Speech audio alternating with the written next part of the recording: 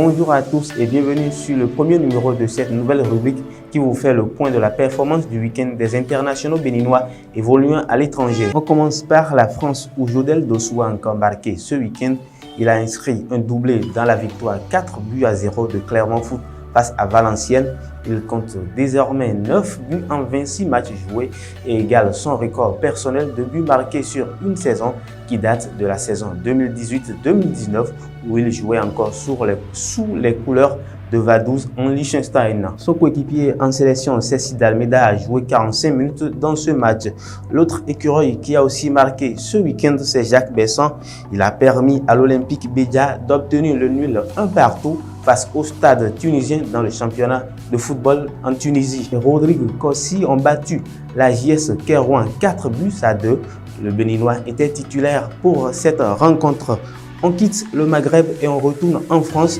En Ligue 1, Steve Moulier a joué 73 minutes de jeu face à Monaco ce week-end, mais il n'a pu empêcher la défaite 2-0 du Stade brestois face au Monégasque. Et il reste toujours en France, mais cette fois-ci à une échelle inférieure, c'est-à-dire en National 1, où Khaled Adeno a joué 90 minutes dans le nul 1-1 de l'US Avranches face à Lyon-Duchère. Même chose pour Désiré Azancourt avec Villefranche-Beaujolais face à l'US Boulogne. Le score du match est de 1-1. Jordan Adeoti, de son côté, malgré les 90 minutes jouées, n'a pu empêcher la défaite 4-1 de Annecy à Créteil. En Turquie, cette fois-ci, Michael Côté et Bandırma Spor jouaient face à Adana Demirspor. L'attaquant des écureuils a joué 76 minutes de jeu. Son club a perdu par 2-0.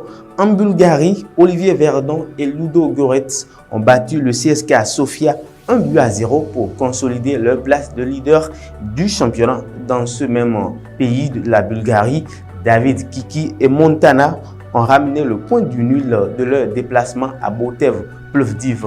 Le score à terme de cette rencontre est de 0-0.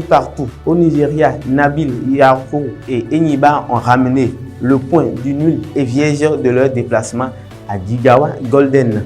On reste toujours en Afrique de l'Ouest. Cette fois-ci, on va au Mali avec Jérôme Bonou et Djoliba qui n'ont pas fait mieux qu'un nul 1-1 face à Yélène Olympique. D'autres internationaux béninois comme Marcelin Koupo, Jean-Marie Guerra, Matteo Arlenvi, Saturnin Alagbe, David Digla, Youssouf Asogba, Yuan Roche, Sebio Soukou et Yannick Aguemon n'ont pas joué ce week-end. Marcelin Koupo était suspendu après avoir reçu 3 cartons jaunes en Ligue africaine des champions. Son club a perdu par 5-1. Yannick Aguemon, de son côté, est toujours en phase de reprise après sa blessure.